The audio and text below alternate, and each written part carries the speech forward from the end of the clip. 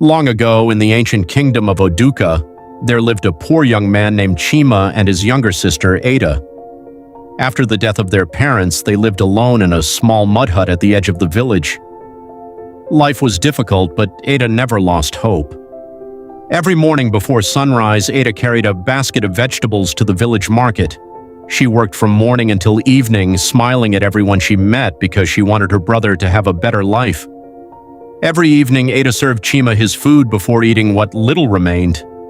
She often went to bed hungry, but she never complained. Chima watched her sacrifices, yet his heart became filled with bitterness because of their poverty. One morning, Chima went into the forest to gather firewood. As he walked deeper among the giant Iroko trees, the sky suddenly grew dark, and an uneasy silence filled the forest. Without warning, an old man dressed in a long black robe stepped out from behind a giant Iroko tree. Looking directly into Chima's eyes, he quietly said, "You were not born to suffer." The stranger stepped closer and whispered, "If you do exactly as I say, you will become richer than every man in this kingdom." Chima stood speechless as the promise of wealth filled his mind. When Chima returned home that evening, Ada immediately noticed he looked different. She asked softly, "Brother, who did you meet in the forest today?" Chima forced a smile and replied, "No one." But Ada knew he was hiding something. That night, Chima could not sleep. While Ada rested peacefully beside the fire, he lay awake thinking about the stranger's promise and the life he wished he had. Before the first light of dawn, Chima quietly left the hut and disappeared into the dark forest without looking back. The following morning, Ada was nowhere to be found.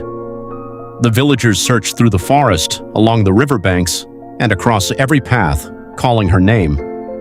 Chima joined them, pretending to search while hiding the terrible truth in his heart.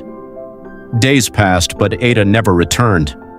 The village mourned her disappearance, while Chima remained silent, carrying a secret that would haunt him forever. Only a few weeks later, Chima suddenly became the richest man in the kingdom. He built the biggest mansion anyone had ever seen, and the villagers could not understand how a poor man had become so wealthy in such a short time. Soon, Chima wore expensive clothes, hosted lavish feasts, and surrounded himself with servants. Many people admired his riches, but the village elders looked at him with quiet suspicion. On the very first night inside his new mansion, 3 slow knocks echoed through the hallway. Chima rushed to the door and opened it, but there was no one outside.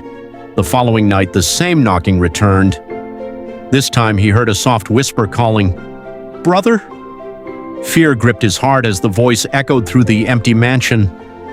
He followed the whisper down the long hallway until he saw the faint outline of a young woman standing at the far end. Before he could speak, the figure slowly disappeared into the darkness. From that night onward, the whispers grew louder. Chima stopped sleeping. His eyes became red, his face turned pale, and fear slowly consumed him. His servants soon abandoned the mansion, saying they heard footsteps and strange whispers every night after midnight. Before long, Chima was left completely alone. The villagers noticed he had changed. During the day, he talked to himself and constantly looked over his shoulder as if someone was following him wherever he went. Unable to bear the torment any longer, Chima ran to the oldest elder in the kingdom. Falling to his knees in tears, he confessed that greed had destroyed the only family he had ever known. The elder lowered his head and said sadly, "No treasure can ever buy back a peaceful heart." Chima returned to his mansion, but every room reminded him of Ada's kindness and everything he had thrown away. His wealth no longer brought him joy, only endless regret. Little by little, Chima lost his mind. Barefoot and dressed in torn clothes, he wandered through the village, laughing one moment and crying the next, begging for forgiveness from people who were not there. Years later, his once magnificent mansion stood abandoned. Its doors remained open, weeds covered the walls, and no one dared to enter the place that had once been filled with pride. As the years passed, an old storyteller gathered the village children beneath a giant tree and told them the tragic story of Chima and Ada. Every child listened in complete silence. When the story ended, the elder looked at them and said, Greed always demands more than it gives. The one who betrays the love of family destroys himself first.